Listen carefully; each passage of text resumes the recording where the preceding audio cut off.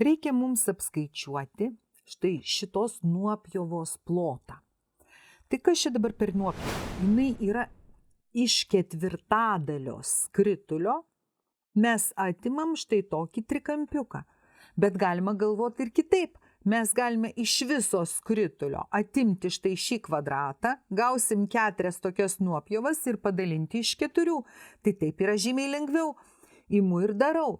Viso skritulio plotą būtų pi r kvadratu. Tai yra skritulio plotas būtų pi ir skritulio spindulys pakeltas kvadratu. Kvadrato plotas, aišku, yra kraštinės kvadratas. Tai mes kraštinę žinom, 8 kvadratu yra 64. Kvadrato plotas lygus 64. Dabar mums reikia rasti tą spindulį.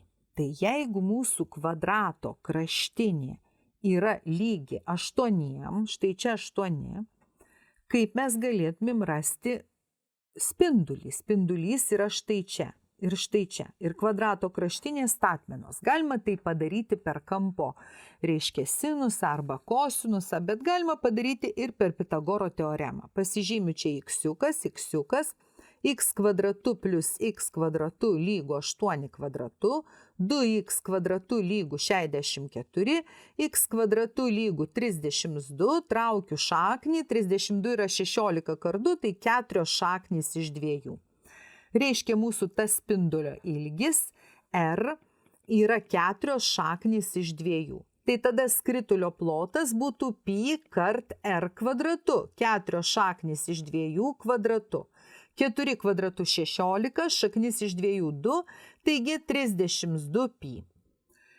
Mūsų 4 nuopjovų plotas būtų lygus iš skritulio ploto atimti kvadrato plotą. Bet vienos nuopjovos plotą norėdami rasti dar turime padalinti iš 4.